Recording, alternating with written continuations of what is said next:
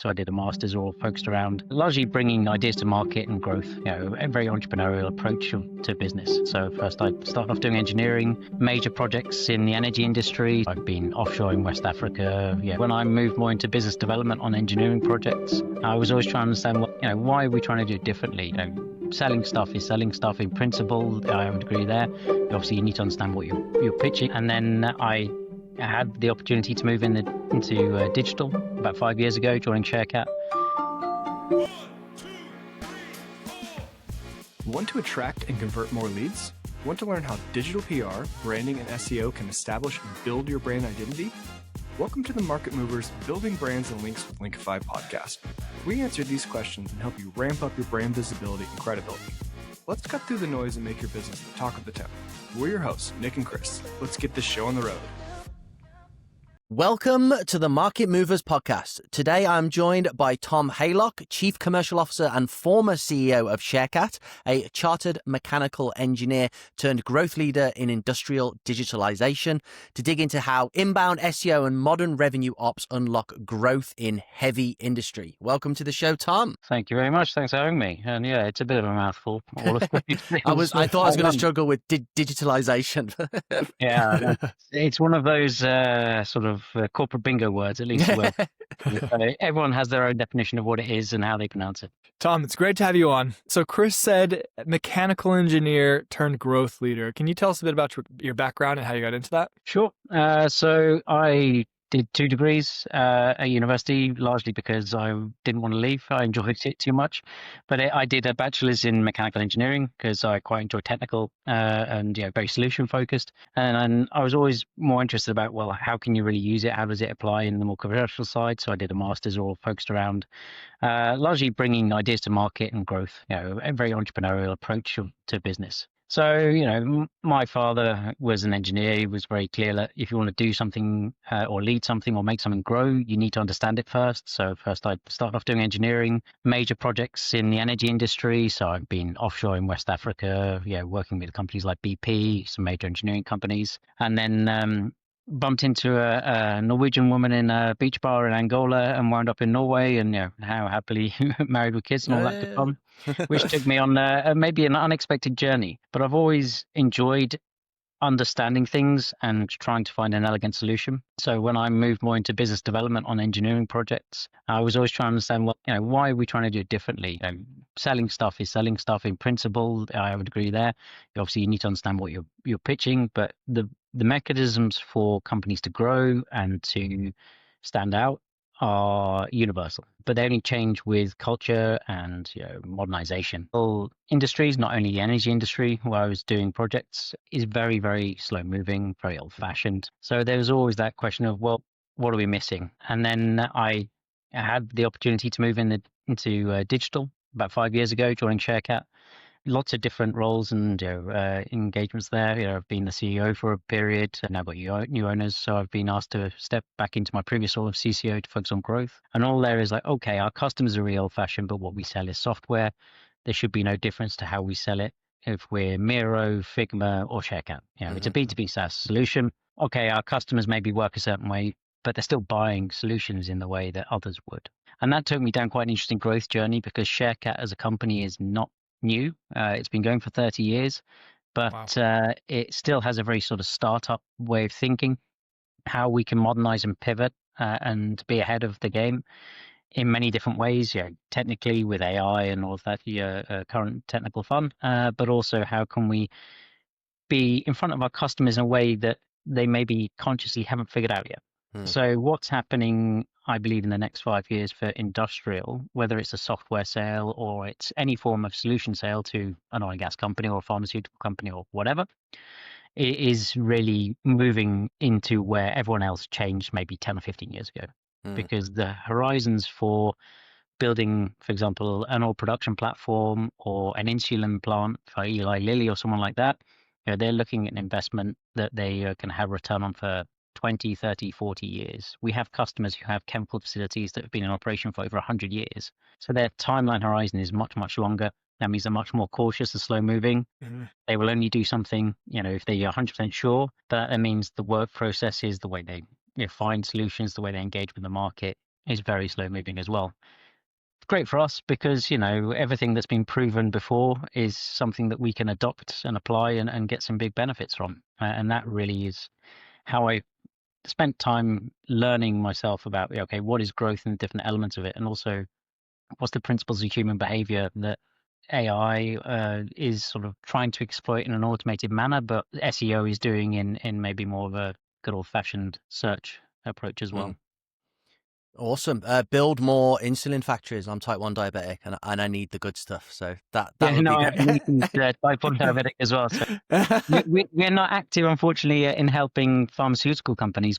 What they have is a factory with lots of machinery and pipes and cables that produces something. Mm-hmm. It's the same principle if it's a chemical plant, if they're producing plastics, or if it's insulin, or it's an oil facility that's got pumps and compressors getting oil out of the ground and cleaning it up. So for us, we're specialized on those industrial needs because they have lots and lots of information that's really complex in its relationships, and it's poorly handled today. So there's a lot we can do to help very expensive investments become more efficient and more cost effective. So what was the moment that made you realize that industrial buyers do respond to inbound, and that sort of old Rolodex and relationships playbook was leaving a huge gap? I think there's always a place for the good old fashioned Rolodex, power dressing 80s style relationship selling. I always term it outbound and inbound. I think outbound is a great tool, and it's best used for very high potential return clients who require that long burn, who have maybe very complex buying cycles and processes internally. So the really big names, the blue chips. We're very good at that, but it takes a long time to scale. And scale, of course, is critical and the key focus for a SaaS provider. Then it's really inbound that is the volume driver. Most sales processes, whether it's software or it's equipment or any form of service in industrial, is driven by outbound historically. So inbound is largely ignored. People don't think about it. So how can you get your customers to realize you exist and say, hey, I'm looking for something. Yes, you do what I want. Let's have a chat is largely poorly addressed across all industrial sectors, both software and elsewhere. And as I started digging into it more and more, saying, how can we really start scaling and having that quantum leap? Is SEO still the potential that I believe it to be in our customer markets and the types of people buying us? And the more I dug into it, the more the answer is yes. Using very standard analytics tools, Ahrefs, SEMrush, all of the good stuff, the Google suite. The more we dug into it, and being an engineer, I like data. I like to test a hypothesis and get the results and check if it's right. The more we dug into it, the more we realized, it's a no-brainer. We don't have to try and invent something new. We just have to apply something that is proven elsewhere already. What's the sales timeline? When you're describing these big factories, I think, and when you mentioned very slow, I'm thinking like they're planning out a long time in advance. They're not like, hey, we need this new software. Let's go find one today. What is that process like, and how does that play into your inbound strategy? When you're thinking about, these are the things we want to rank for, this is the kind of content we want to produce, how does that play into the timeline for the sales process? The most difficult thing with outbound that inbound partially addresses for us is luck with timing. Mm-hmm. When we go to someone and say, we pretty sure we've got something that's relevant for you guys, but you don't know us, let's have a chat. I've never, ever had a single meeting where a customer's gone, that's not relevant for us. And I've had hundreds of meetings with Sharecat. But the usual answer is, that's really interesting, but we're not in the place right now. Let's keep the phone warm, keep chatting, and as we get ready, let's build that value case. That takes anywhere from 1 to 2 years to actually close a deal. To the timeline for actually building one of these facilities is in the range of 3 to 8 years, depending on where you say start. The start point is, okay, we've got an idea. We might want to build an insulin plant.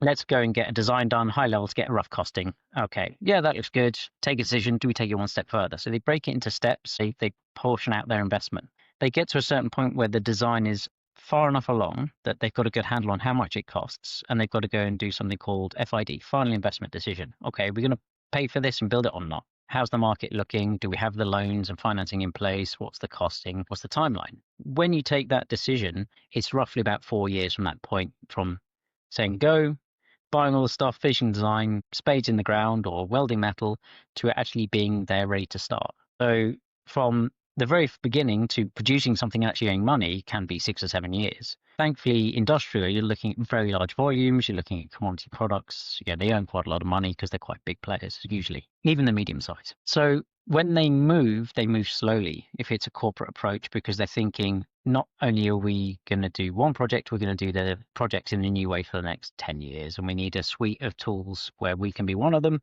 that helps us do it in a better way. There are, of course, then exceptions where if you're building the project, you're not going to invest on anything before you know it's going to happen and you've got the contract from whoever you're building it for. Well, those guys, it can be pretty short. It's like, okay, we've got the contract. Let's buy a license quick because we're not going to buy it until we know we've got the contract. Now we've got it. Let's go. So it's a bit of a variation there. The nice thing about inbound is anyone who contacts us with inbound, we know they're ready to buy. They've got that short period already. They already recognize they need something. We're hitting the right search terms for what we can do, and then showing them, yeah, we do what you do, what you want us to do, but we do it in a distinct way because we do it a bit differently to our competitors, as says every company in the world. And it's like, yeah, this is how we do it. And then if they self-qualified on what we do it, the way we do it, and our cost, when they take contact, then we know, yeah, that's a pretty short process to then get them. That's awesome. Okay, 3-part question. Is Google organic search traffic your biggest form of inbound? Yes, at the moment, yeah. Okay. You mentioned that this sort of sector seems to be, 2 decades behind, which I assume means that you're in a good place for, ranking high intent keywords. Yeah. Okay. And so final question, who is searching these keywords when it comes to like a huge industrial plant looking for like a data SaaS solution? Is it the CEOs? Is it the person in charge of that part of the project? I'm fascinated in that. It really depends on the group, and we can get attention in many different ways. And one interesting thing about engineers is they like to understand. They like to see ways to do things better. That's why Ferraris exist. It's how can I make the most elegant solution? So you can very quickly see when something's not functioning, even if it's maybe not something that is a pure technical approach. It's like, well, why do we keep getting this wrong? Or how can we fix it? Okay, automation software is a key tool for enabling work process.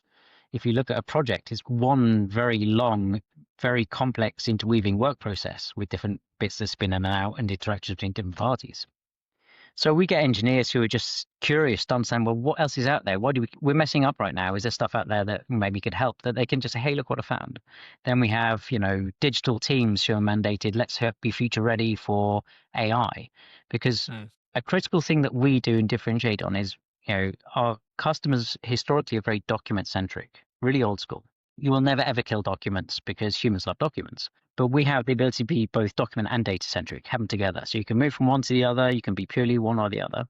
But that means we have a system which is built around collaboration and having information that is extremely complex and large volumes of it in structure that, I've got what I'm supposed to have according to my terms. It's complete and it's correct, which is the foundation for any other tool to do anything in technology, AI, digital twins, using knowledge graph. We have all these dialogues say, yeah, we can enable all of these new ways of working. Yes, we have plans and we're quite advanced on how do we build AI into our own platform in logical use cases that give value. We are slow moving because we also want to see what gives value. But on the other side, and this kind of ties into SEO as well, our customers are very cautious on use of AI. If you're talking to a power generation company who has nuclear power plants, you don't want any of that information in ChatGPT. Right. Pretty sensitive stuff for good reason. And the same goes for very commercially sensitive information. We've got very strict licensing deals on technology. So you can't just give free access. So none of our customers have said, hey guys, let's use ChatGPT. They've got teams who are safely evaluating how do we use this in the right way that gives us value and it's safe. Same for us. Any use of AI in our platform, we must have full control on, because if we don't, we're breaching our license agreement with our customers. We're basically dead, because our reputation is that we're a safe pair of hands, and this is why we're cautious. But then that means most of our customers aren't using AI yet to search for stuff. They're still using good old-fashioned Google search, also because they're slow to move. Demographically, at least the oil and gas industry, I think the average age of most engineers is mid to late 50s. And that's to do with hiring cycles linked to boom and bust on oil prices and all sorts of stuff. So, the guys who are looking for solutions are still relatively advanced, whether they're just an engineer or if they're a decision maker. They are bringing more young blood in particular in digital, so it is slowly changing. But being future ready with AI search or AEO or whatever you want to term it, we're Yeah. already on that journey to make sure we're there. But the volume I expect will maintain in Google standard SEO for many years to come. Okay. I want to jump into the AI stuff in just a bit, but first, I wanted to dig in a little bit more on the SEO content strategy. You said that was your biggest focus. Obviously, very important for you as they're actively looking. Can you break down within that more about your strategy? You've talked about ranking well for these primary terms, but there's a lot of like how-to educational content as well. Can you just tell us more about your content strategy? Sure. We are still relatively early in our overall strategy. And this has been an organizational move. We've also just been bought by a new investor. So we've got a little bit of delay there in the plan, but the plan remains. So I've been driving it quite aggressively, I guess is the right word, in a polite way. Internally, both when I was previously the CCO and then my tenure as the CEO as part of the handover to new owners, that's been priority number one for me. But I'm an engineer. I'm not an SEO expert. I've learned a lot because I'm curious to understand. But we've finally mobilized in-house capability. So we're now ramping up a gear. I've got a very talented young lady who is helping us with that. So we're now taking what is a core, enhancing, polishing that, and now we're really going after the content strategy, in particular, the classic webinars, the how-tos that we can then also optimize to hit AI searches as well as SEO. So we have the core in terms of the top 10 search terms, what we're looking to hit, how we're looking to address it. We're now coming into that different phase of acceleration and really ramping up, because it hasn't taken much for us to start getting a good inbound pipeline. So now it's how can we really turn the volume up? Yeah, that's really interesting. And for you guys as well, it's like 1 or 2 conversions a year can be a game changer. So it's I mean, if we land, let's have a think here. Was it Eli Lilly? Not a customer, but love to have them as a customer, or an oil company like Shell. We have had them as a customer, but not currently. Getting them back, great. They're major organizations with global usage. I mean, to give you an example, right? I used to do a lot of offshore floating oil rig projects. They're called FPSOs, floating production storage offloading rigs. On average, one of those has a couple of 100,000 documents, around 250,000 installed items that are individually tagged with an ID. So that's cables, pumps, everything, all in this stuff. So factories floating on the water. And then they have then about 10 million data points that they look to collect. And that's one. Now, a big organization like Shell has, something like 100 of equivalent sized facilities floating on land, oil and gas, chemical production. So, if you get one of those and you start getting an enterprise agreement, it's massive. So like for us, if we get the attention at the right time, it's really big. But that's also kind of dancing to the tune of what others are doing, only going after the big guys. There are tens of thousands of companies who supply to and work in the industrial sectors who are woefully underserved in the SaaS world right now. And I'm not saying that, we're maybe better than anyone else, but we've built something that's intentionally meant to be as valuable for a small guy as it is for a big guy. It's purely the volume of usage. So how can we help them find us? Because they're trying to do this with Excel and SharePoint, and they're doing it and struggling. How can they just say, there's got to be something out there. Oh, look at this thing. Yes, it does what it does. Let's go for it. That's the real win that I see for us as a SaaS provider. I would love to have the Shells and the Eli Lillies of the world, but that's not where you're going to scale. You're going to make hopefully a lot of money out of them. Having a really valuable SaaS product. Figma is the example I love to use because it's a great tool. If Figma was just for the big design companies, it wouldn't be as cool as it is. The fact that it's able to handle so many scale or so many different size users, whether they're students or small design or web designers or whatever, that makes it a really powerful solution. So within that content strategy, are you sort of able to execute not basic SEO, but just keyword research, well-optimized article, monitor rankings, maybe periodic content refreshes? Or are you proactively in the weeds with things like focusing on page dwell time? Have you built an email list in order to get better user signals on that content? Like how much goes into that strategy, considering the level of competition that you have? Uh, I always think it's dangerous to sit still. And this is where I sound like a proper CEO with all sort of corporate buzzwords, but it is dangerous to be complacent. Just because our competitors aren't doing it doesn't mean we shouldn't do it. So we are fairly solid in terms of, as you say, the top 10 search words and more, optimizing on articles, checking the ratings. Where we now move into is exactly what you described. Okay, using heat mapping, dwell times, A/B testing, moving into mailing and more paid digital to drive inbound further. And then looking from there into one thing that we are very good at outbound that I think is very analogous that is going to help is how do we work in industry initiatives? The nice thing about industrial companies is they know they can do it better together. Okay, in the execution, maybe not as good as the intention, but that's any company everywhere.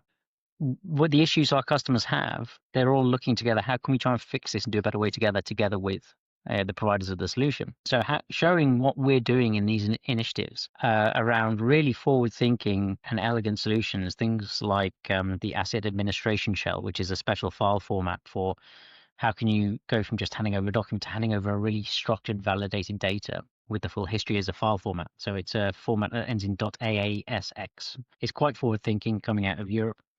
And how you can then use that for things like the EU's bringing in something called the Digital Product Passport, which is a regulatory requirement for basically all products it will apply to ultimately, with except for food.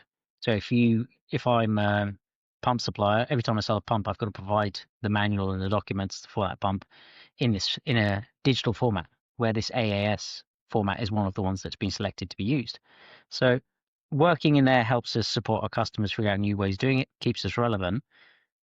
But it doesn't help if it's just the big guys in there. So how can we use SEO? How can we use AI search to flag, hey, we can do what you want to do, but look at this cool new technology that's also on the horizon. So it's not just how-tos, it's also look at what's coming.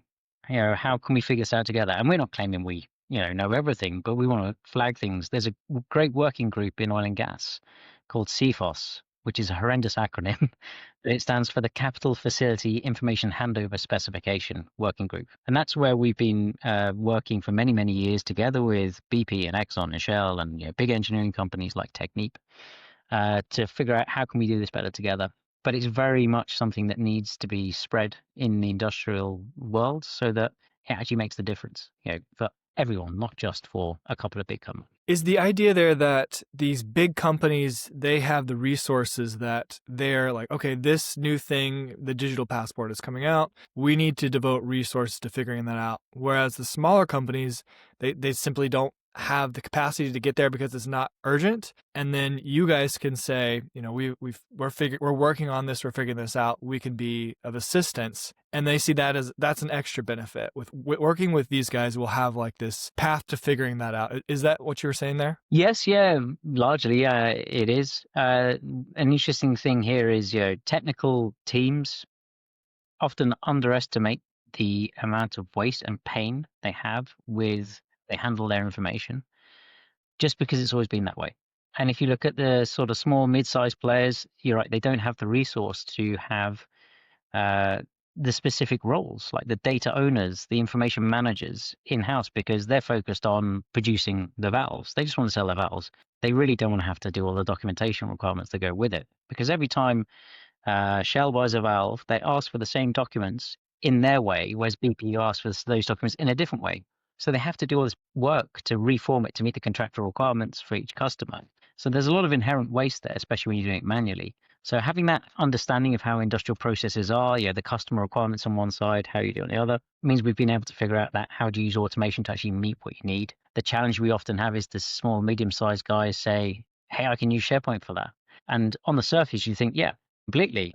SharePoint is a really great flexible tool. We use it ourselves internally, but it's not built for industrial usage. And the number of times when we have that chat and I hear the customer go, yeah, but we're going to try and do this with SharePoint. It's like, okay, that's great. Talk to you in 2 years when you spend $2 million and have make it work, because you've got to configure it and you can't do it. You can't set it up the way You need to in industrial usage. But again, that underestimation of how difficult this is maybe the biggest challenge we have. So like most of our hits are customers who are thinking they need to solve a documentation problem. Well, it's not actually. They're looking to solve a data problem, but they haven't mentally thought it through because they're just used to it coming in as a document. But they're looking at how can I handle the metadata correctly? How can I connect it to a piece of equipment, which is its own data point, which has its own metadata, which has a location, which is the tag in our terminology. It's the address of where it is put in. So it's a very complex structure there, and they all have it mentally built in their heads. But when they think about information, they think document. It's quite an interesting challenge for how do we land them on SEO to then get them to see it the way we see it. I think this is a problem with most businesses is they, like, we hear this on sales calls as well. Like, well, couldn't I just do this myself? Or like, well, of course. Yeah. Like there's always another way to do it. We're just here to like make your life easier. So I think I said to a customer yesterday, our whole reason for being is to make you look good. So how can we do it? It's not like we're trying to be sneaky. It's just like we wouldn't exist if the customers didn't do what they do. And our whole focus is how can we do it better? How can we avoid waste? Which ultimately leads to not only improved bottom line, but better sustainability.